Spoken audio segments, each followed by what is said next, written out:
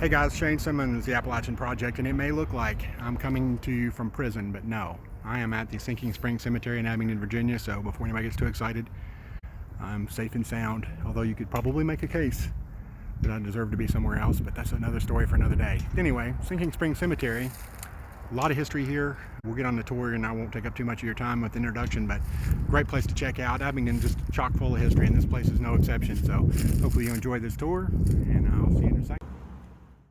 So as I'm approaching the entrance, I want to point your attention across the road, and that is the African American cemetery, which is not accessible through this one. You actually have to cross the road, as you can see, and get over there. And a lot of people miss that when they come here to visit.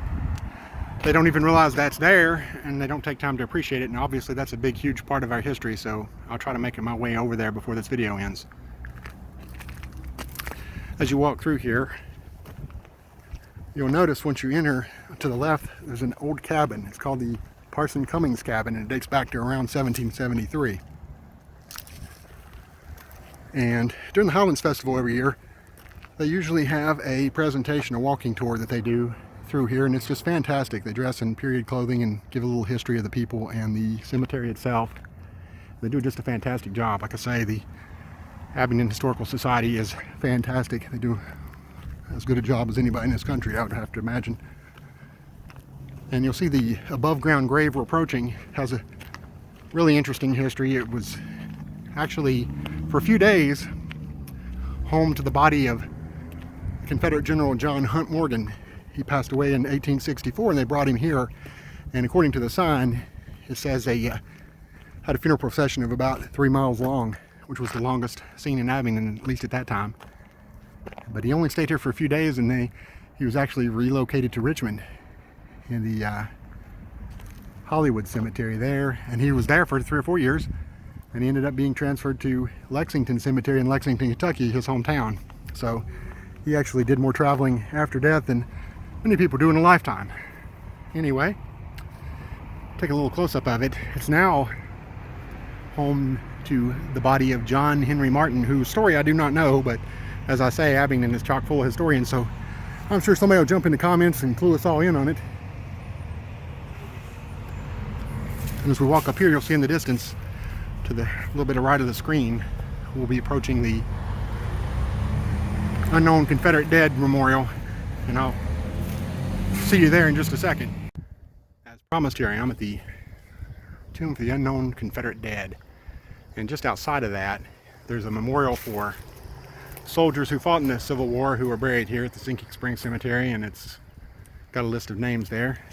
And at the top, near the top anyway, the second one down, Brigadier John B. Floyd, and we'll take a look at his grave here in a few minutes. I'll show you how this thing looks. And as you can see, several people still come by and pay tribute to the fallen Confederate soldiers.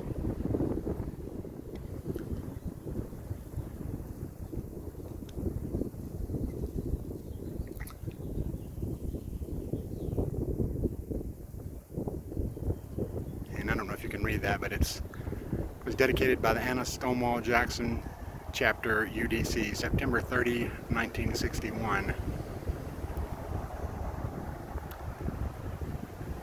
Now, the Unknown Confederate Dead, there was a train accident that happened here. Just a little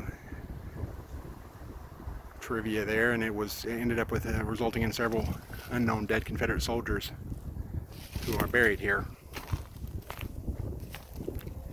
Keep walking around, but as you can see, this is a very older cemetery dating back, like I said, to the 1700s. So a lot of the tombstones are not in the greatest of shape. That's just standard for the time period. Given the technology, it's kind of odd to see in the background. You'll see what appears to be a youth football field. So I'm not sure how that came about. I've got to imagine it probably wasn't wonderfully well received at the time, but anyway, we'll keep walking on up here until I find something else of note. And here we are at the grave of John Buchanan Floyd. Like I said, he was a brigadier general in the Confederate Army. And it's fairly nondescript grave that you'd expect for a noted politician and certainly a brigadier general in the Civil War. It's actually grossly overshadowed by the grave of Eliza Hughes. Anyway, John Buchanan Floyd, he had served as Secretary of War prior to the Civil War, and then he resigned that commission and became a general. So he started out and he suffered a tremendous loss at the Battle of Carnifex Ferry, and it led to a spat between him and another governor, Henry Wise, who had been a governor, another governor of Virginia, and they had just a brutal dislike for each other. So they ended up making a choice that John Buchanan Floyd would be sent to the Western Theater. So he ended up down toward Nashville, and where he suffered another humongous loss at the Battle of Fort Donelson. The thing with John Buchanan Floyd, he was more of a politician. He didn't have any type of military experience, so he had to defer to his underlings, and so that ended up not going very well for him. Anyway, after that loss, he was reassigned and ended up passing away in 1863. But here he is buried. He was born in Blacksburg, and now his body resides in Abingdon. Take a look around for a couple other graves out here, but I thought that's an interesting story, and I guess he still gets a little tribute from, I think this old battle flag has seen better days. Maybe somebody will come freshen that up for him, but anyway, that's the story of John Buchanan Floyd. Okay, before I get into this grave history, I want to get back up a little bit. I think I alluded to it, but John Buchanan Floyd was actually 31st governor of Virginia.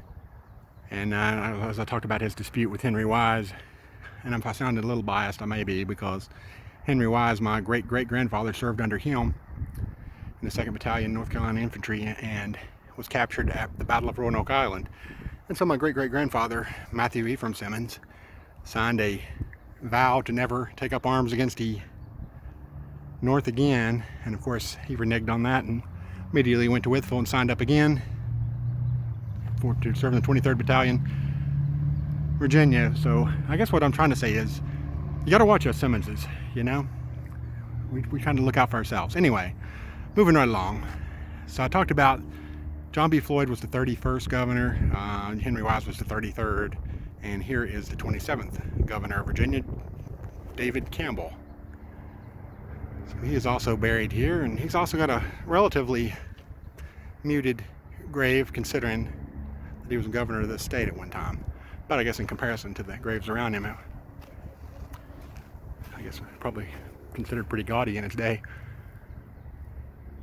All right, well, moving right along. And with that, I'll end this section of this video, the Sinking Spring Cemetery, but I will go to the African American cemetery in just a second.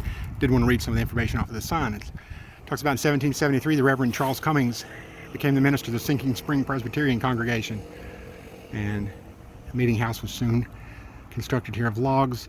The earliest grave dates back to 1776, and there are veterans of the Revolutionary War, the War of 1812, and the Civil War. There were two Virginia governors, David Campbell and John B. Floyd. And of course, as I mentioned earlier, John B. Floyd served as President James Buchanan, Secretary of War, and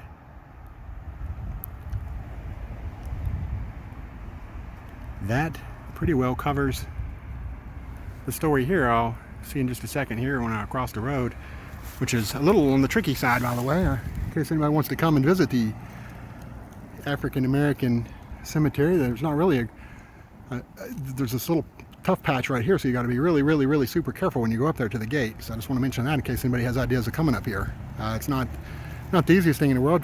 Just keep your heads up and pay attention. Don't go after dark.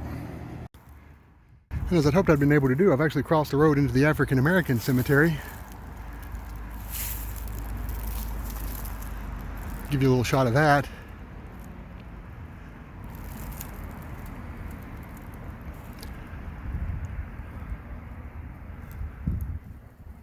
This was a place that slaves were buried,